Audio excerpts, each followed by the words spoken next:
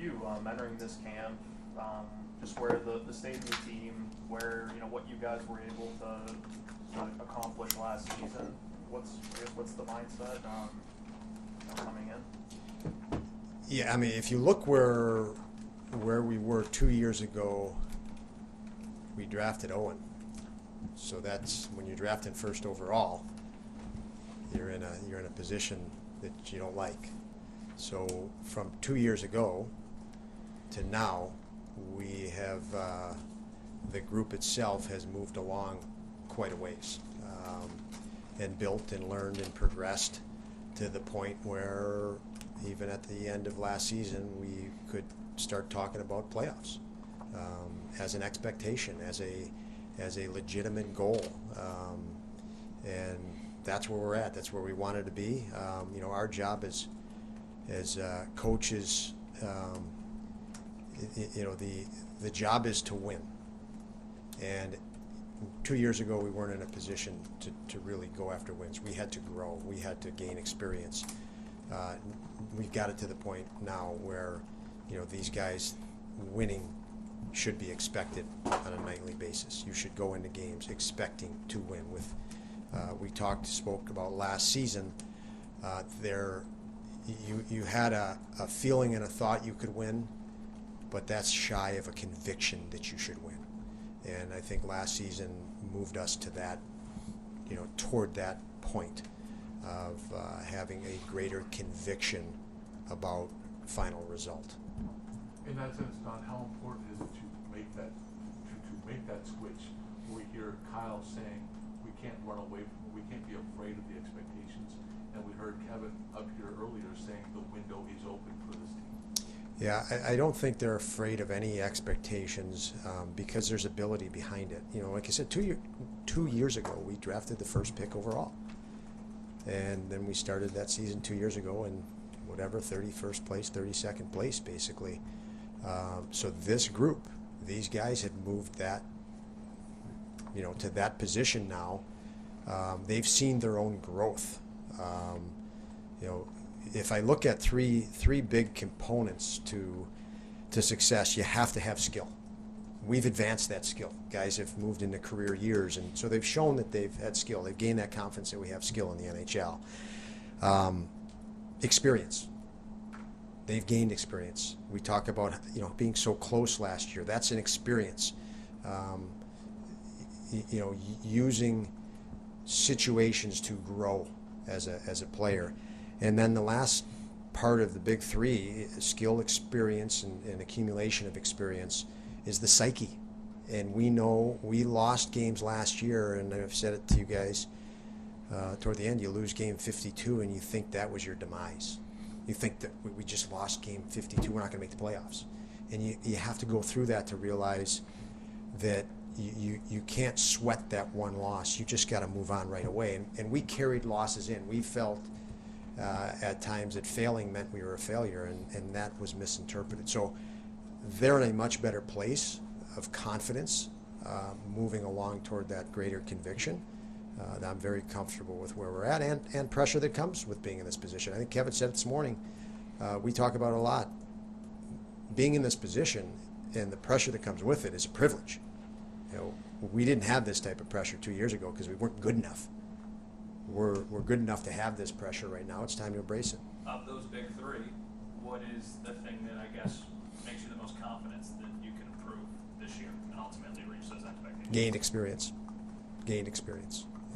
You can't will your experience on someone. Kyle Ekposo couldn't will his experience on the next guy, and vice versa. They've had to go through situations, and that's growth. Yeah. But at the same rate, how can Eric Johnson help Dowling or Power? Dowling's already talked about him and what he's done for him in the short time they've been together. He has so much experience, whether it's winning a Stanley Cup or being first overall or the whole thing. Where can he help in that?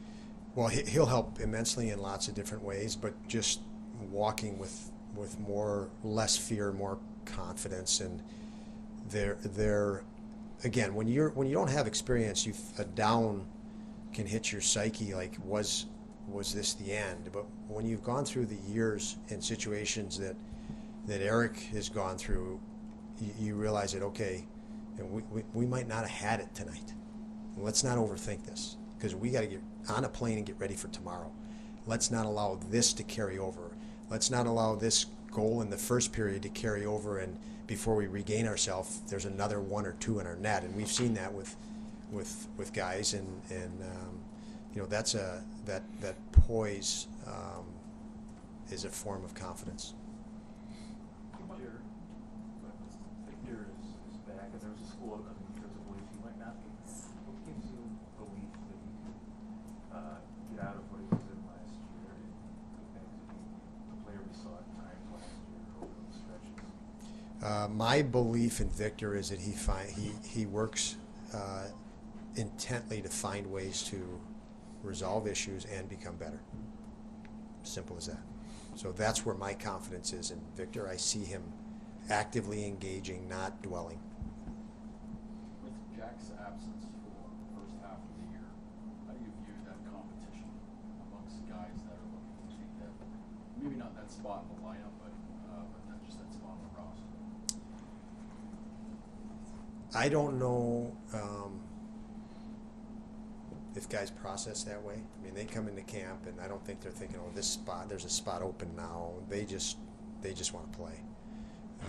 They prepare themselves to play and play their best, and so I don't know that is something that our locker room is calculating. These guys just want to play hockey. So, Don, a year ago, got to camp. Devin Levi was in college. He was a someday guy. Someday came a lot sooner than people thought. I mean, you got 7 games, you got that sample. What is your mindset about Devin Levi as an NHL goaltender right now going forward? yeah, that someday came with a bang, didn't it? I mean, he and you mentioned mindset and psyche. We've already touched on as one of the big 3: skill, experience, and your psychological state, your confidence. I think about it. I think about so many goalies. The goaltender that was in so many goalies, young goalies or rookie type goalies, guys with a lot of experience have won Stanley Cups in the last 10 years. Look at the last year with Vegas. Was the goalie they used in the finals their first choice 3 months prior, 4 months prior? Wasn't their first or second choice from what I understand. Devin has that psyche in order. He has skill, and he fast track. He takes experience in faster than most. So if you're looking at kind of those big 3, he has lots of really incredible tangibles. Now, we could say, oh, in the context of the NHL, this doesn't happen, but there's only one goalie plays in a game, so these guys typically don't get a chance to play until they're 25, 26 years old. Somebody else has the net. We're not in that situation, so I don't think it's I think that's the rarity, is there's actually opportunity here where there typically isn't. He seized his opportunity last year, and I know he came into camp very well prepared. I saw him play today, and every shot in the practice matters to him, and he processes it to learn how to not let that happen. He lost a 3-on-3 game at the end, and I know he's probably taken that off the ice with him, and he'll figure out a way to be better because of it. So, How do you balance how much you can throw at him, knowing that this is going to be his first full NHL season? Are there limits to what you want to throw at him so it doesn't overwhelm him, or do you want to see what might overwhelm him to see what that limit might be?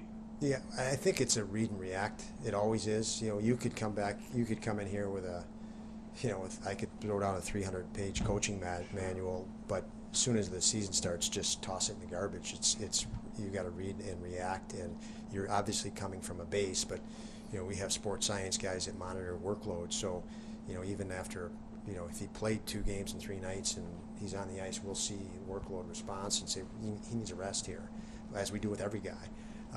So that fits in the category of how we would manage anyone else. Older guys playing and fighting through nagging injuries. you know, your mind and all of our minds will say, oh, he's played a college season, and which is whatever 36 to 40 some games, and the NHL is 82 games, and it's different.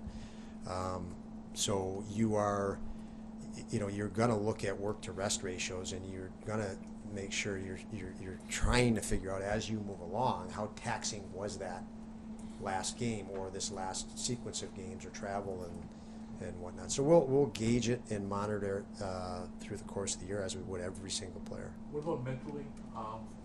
Just the mental stress that comes with Yep. goaltending and knowing that there might be, as all goalies go through, peaks and some valleys in the season.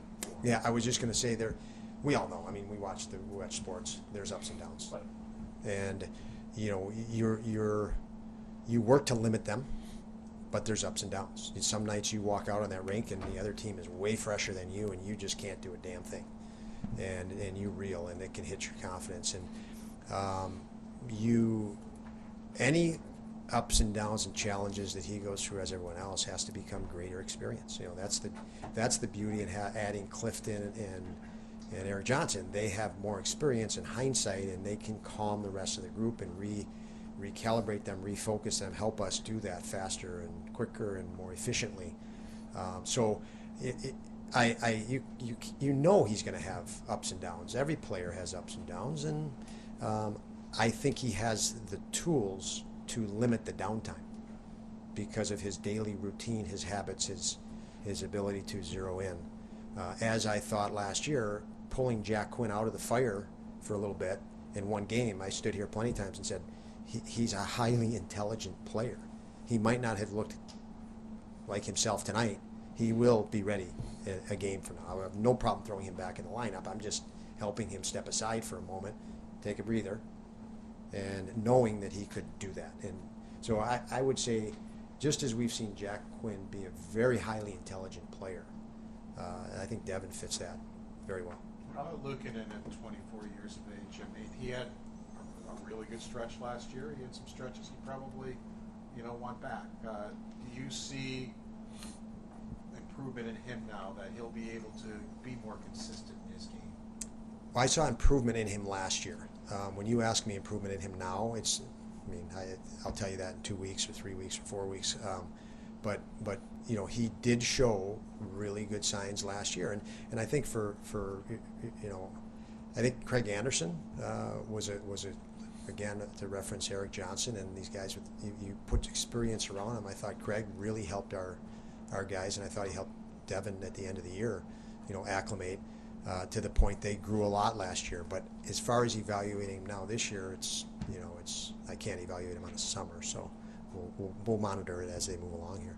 How will you, Marty, and Dan, throughout training camp, given the number of defensemen you have who are capable of playing at this level, settle on defense pairs? Who looks back? You've got a lot of right-handed shots, and you've got different skill sets. What's it going to be like here the next few weeks, seeing the right matches and who can play with who? Well, I thought Clifton and Darlene were very impressive out there, and impressive in the sense they both read the play the same together. They're one's moving off the other, and it showed the experience, obviously, of Connor to mesh so quickly in a practice, and that's a luxury to have, based on where we were bringing guys along last season.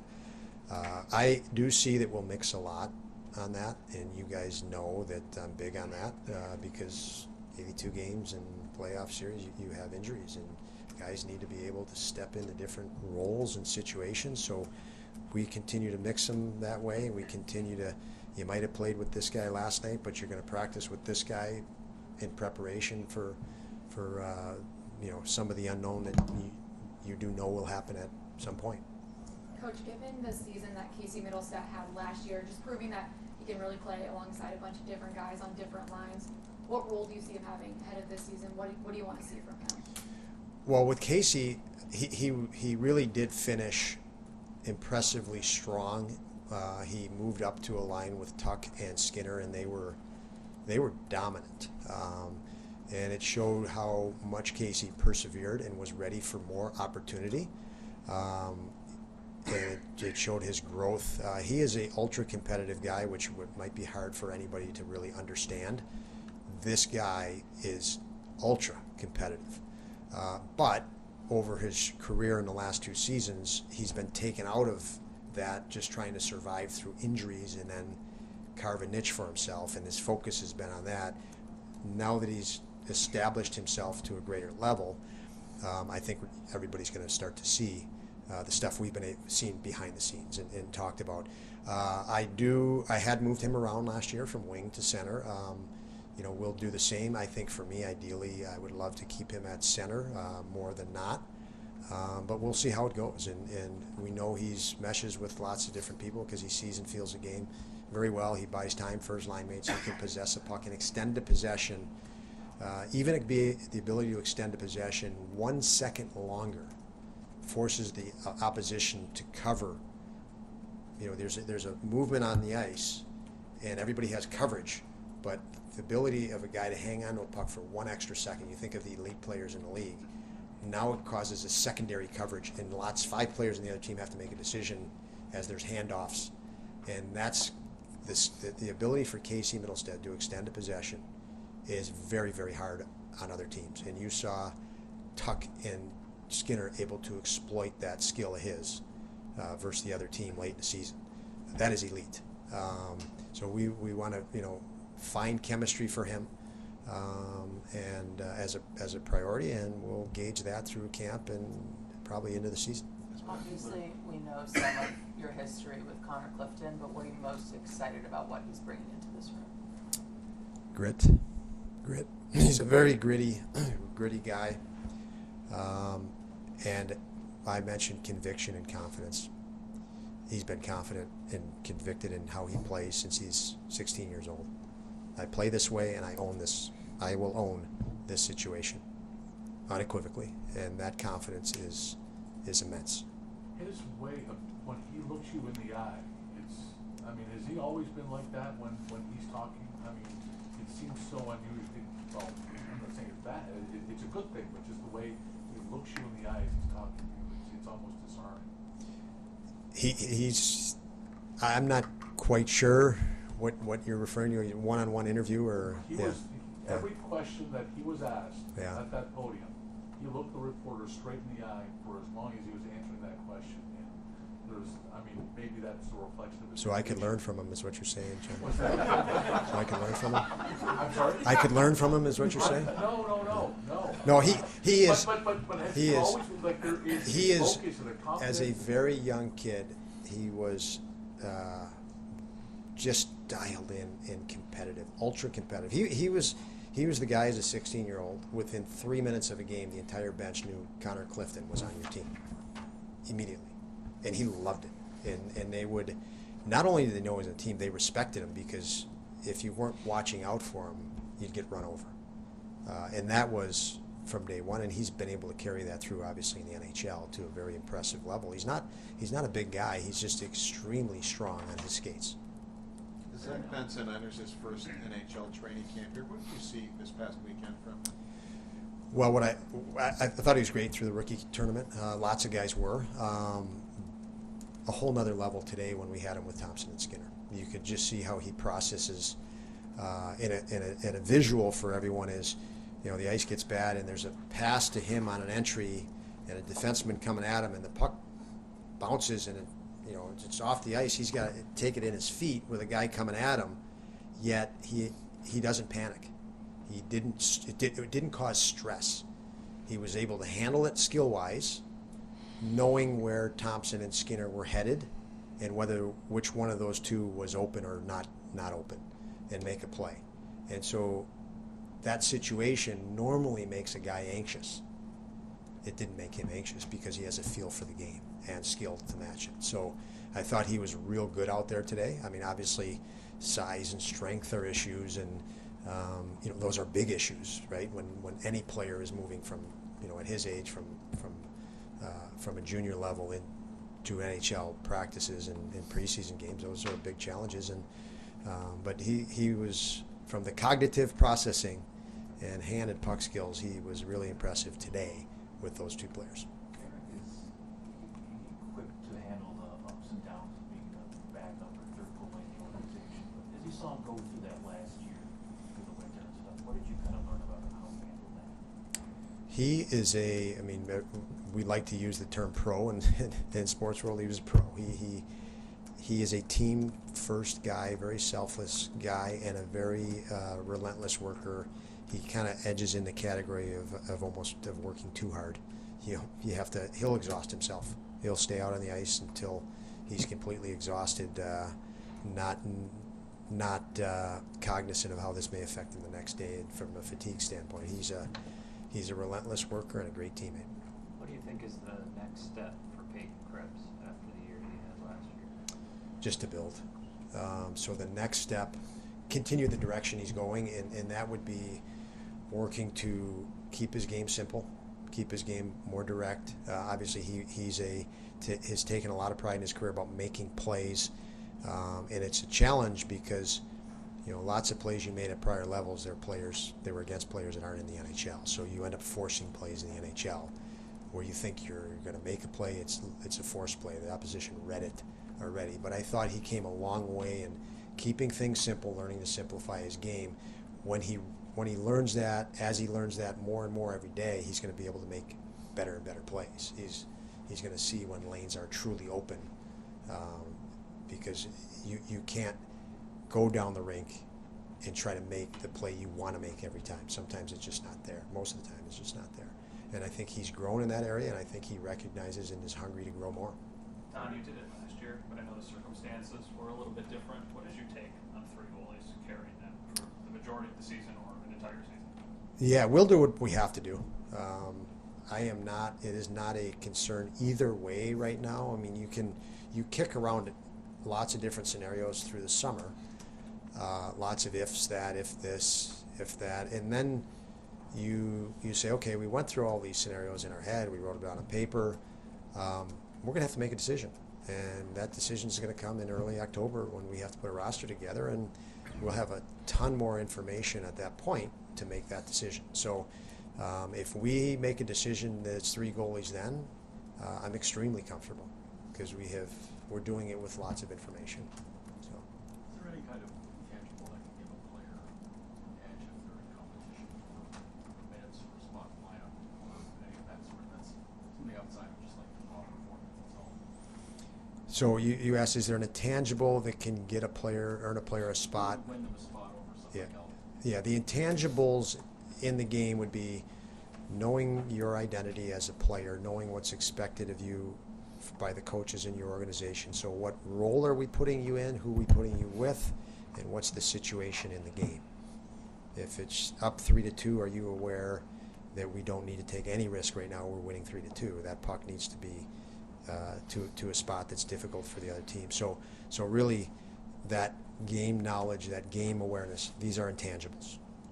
Knowing your identity, how to impose your identity. Is the situation right now for me to try to make this play, or is it not right for me? So again, those are all the intangibles that we would be evaluating. The sense of self, sense of situation, within the game, within the context of the game, the score, the time of the game. When we have players that have evolved that, Lucas Rusek comes to mind. He's very good in those areas, and he proved that with his time last year. He has a really good feel for that. There's one guy that would come to mind that's in that mix, obviously. Thank you. Thank you.